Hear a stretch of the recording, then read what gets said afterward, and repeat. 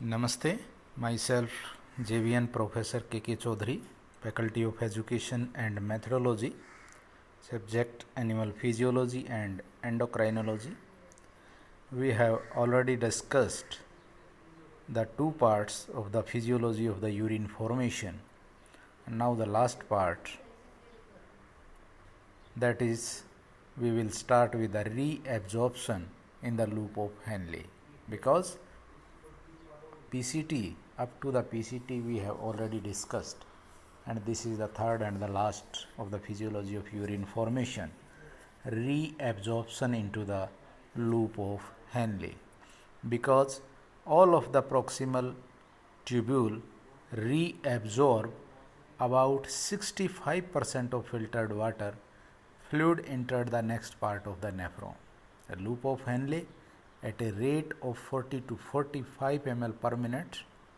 The chemical composition of tubular fluid, अब जो tubular fluid है, is quite different from that of glomerular filtrate, because glucose, amino acid, other nutrients are no longer present. The osmolarity of the tubular fluid is still close to the osmolarity of the blood. The loop of Henle reabsorb about 50% of filtered water, 20 to 30% of filtered sodium ions and potassium ions, 35% of filtered chloride ions, 10 to 20% of filtered bicarbonate ions, and a variable amount of filtered calcium and magnesium ions. The loop of Henle sets the stage of independent regulation of both the volume and osmolarity of the fluid. The apical membrane of the cell, you can see in the figure, the apical membrane of the cell in the thick ascending limb of the loop of Henle have sodium, potassium, chloride symporter that simultaneously reclaim one sodium ion, one potassium ion and two chloride ion from the fluid in the tubular lumen. Sodium ion that is actively transported into the interstitial fluid at the base and sides of the cell diffuses into the vasa recta. Chloride ions move through leakage channel in the basolateral membrane into interstitial fluid and then into the vasa recta. Because mainly potassium ion leakage channel are present in the apical membrane, most potassium ions brought in by symporter move down its concentration gradient back into the tubular fluid. It is clear from the figure. As you see the figure, all I am saying that is happening into this figure. Thus, the main effect of sodium, potassium and chloride symporter is the reabsorption of sodium and chloride ions. The movement of positively charged potassium ions into the tubular fluid through the apical membrane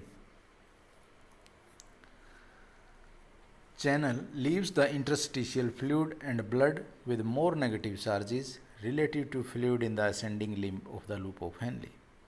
This relative negativity promotes reabsorption of cations, sodium ions, potassium ions, calcium ions and magnesium ions via paracellular route.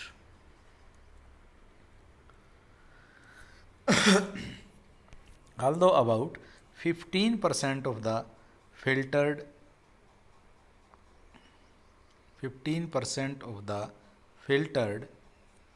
water is reabsorbed in the descending limb of the loop of Henle, little or no water is reabsorbed in ascending limb.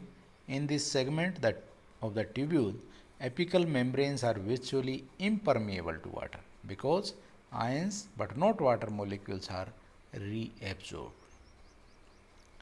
इसके बाद reabsorption in the distal convoluted tubule.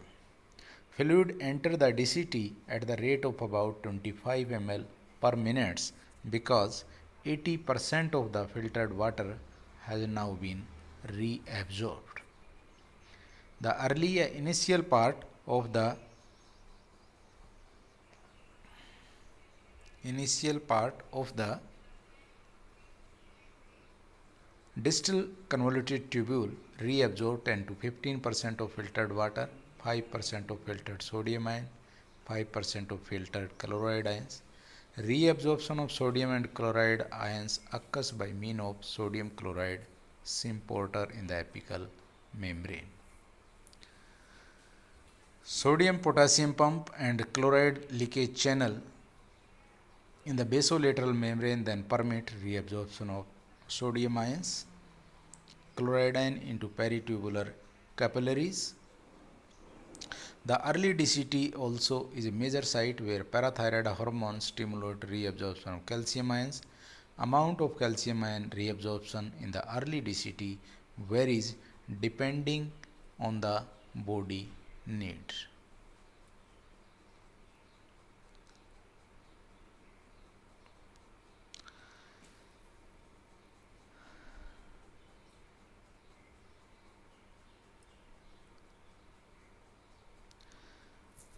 Then now this is all about the tubular reabsorption and secretion, the third part of physiology of the urine formation. This session is powered by digital version 2 JVWU. Hope you are satisfied with my digital session. If you have any query, please mention in the comment box. I will resolve it. Thank you very much.